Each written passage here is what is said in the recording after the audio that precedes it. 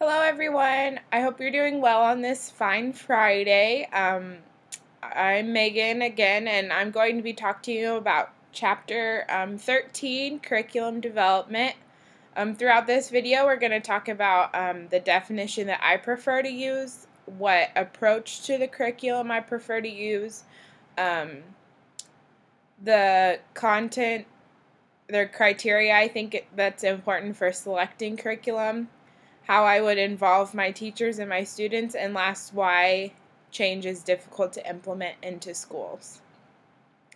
From the book we read that curriculum is basically a plan for action, and although that definition is put really well, I kind of did some online research and I found a website, the Valdosta State University in Georgia, and they had a definition for curriculum that I thought really related to me, and I was able to kind of understand it better.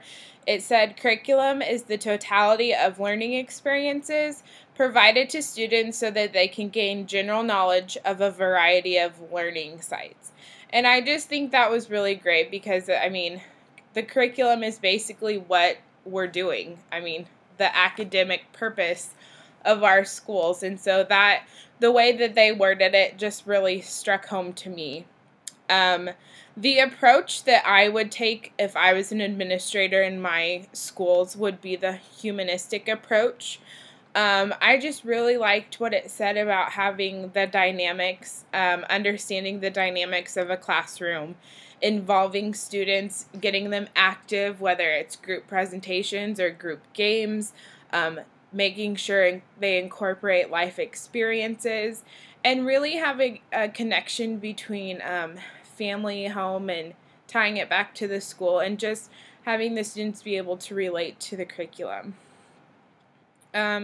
When looking for a curriculum, there are many different criteria to look for. One thing that struck out for me from the book was to make sure you have a balanced curriculum, content and experiences, and that goes back to the humanistic approach. I think it's really important for the curriculum to relate to students. Sometimes, reading stories in our for reading or language arts, I just feel like sometimes the stories aren't exactly that interesting, and students lose interest and motivation and very easily, and I just think it would be important when selecting a curriculum to make sure the curriculum is relatable and interesting for students, and they're going to want to be involved instead of, ugh, this is what we have to do. So I think that would be a really great criteria when picking a curriculum. I also would want a curriculum that hits on many different learning types. Not every student learns the same, and if you have a supporting curriculum that helps you as a teacher come up with different ideas to hit all the different learning styles, I think that's very important in a classroom, because as teachers, they always say there's not enough hours in the day, so if you have a curriculum that supports you in finding those different ways that students learn and having ideas already prepared for you, I think that would be a really beneficial curriculum for teachers.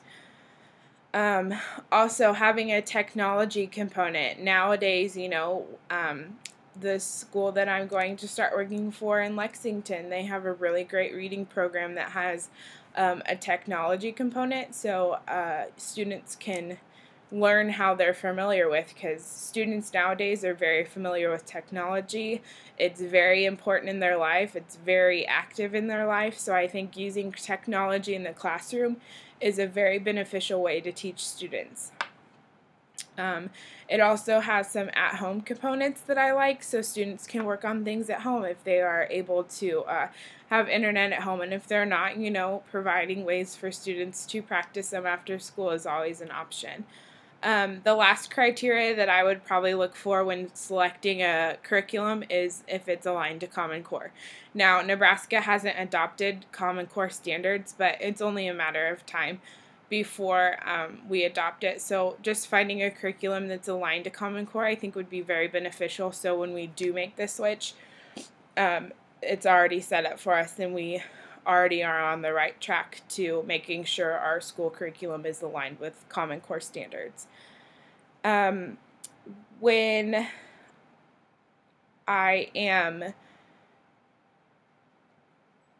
involving the teachers and the students in the curriculum process, I would first ask teachers what they like and what they don't like about the current curriculum, because maybe there's that perfect fit. You know, we don't like this aspect of our curriculum currently, but if we had this component, I think it could be a really good curriculum. So just, you know, having that casual conversation with teachers, asking what they like and don't like about the curriculum that they currently use. And I think that would also work with students, you know, maybe thinking about, okay, is there something in your classroom? I mean, you have to go to school, but is there something that you would rather, a different way you would rather learn, or which ways worked best for you so far? What components did you use in the classroom where you were most engaged, most excited about learning? I think that would be very beneficial in helping to determine what curriculum to use. I also feel like maybe even using a pilot classroom, you know, if you're getting ready to switch a classroom, maybe incorporate a new curriculum in a classroom to see how it works, how it doesn't work. You know, I think that the trial and error method would be good. I realize we don't have a lot of time, and it's very important to do what you need to do, but I just feel like maybe if you had a pilot classroom to give feedback from both teachers, support staff, and students, I think that that would be very, very helpful. The last thing I'm going to talk to you about is why change is difficult to implement in schools. I think one of the major reasons that implementing change in schools is difficult is because you have so many different people to answer to. All your stakeholders. So you have your students, your support staff, your teachers, the parents of your students. I mean, you have all these people, and you're not going to satisfy everyone. So when you do implement a change, there's going to be resistance. Your students are going to ask why you're doing this. The staff is going to ask why, the parents, and I think that that's why there is a big resistance to change.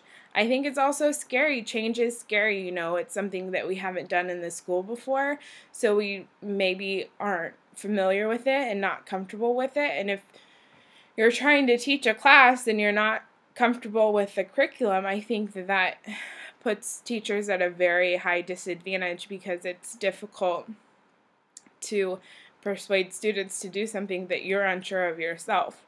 And the last challenge that I think with a curriculum change or a change in schools is for teachers having to change everything that they've done the previous years. Just being a first-year teacher, getting all my materials ready, creating new materials to kind of piggyback what my curriculum's saying, and I just feel with change, it looks like a lot more work for teachers, and we already have enough on our plate, and I think that when you introduce change, it's a big step, because they have to make new materials, they have to get familiar. I mean, it's hard, but a lot of times change is worth it, and it's for the best. So you gotta just approach it the best way that you can, with positivity and encouragement, and provide support so teachers aren't feeling kind of like they're sinking. So that's my video. I hope you enjoy it. I hope you have a great weekend, and I look forward to hearing your feedback. Thanks, guys.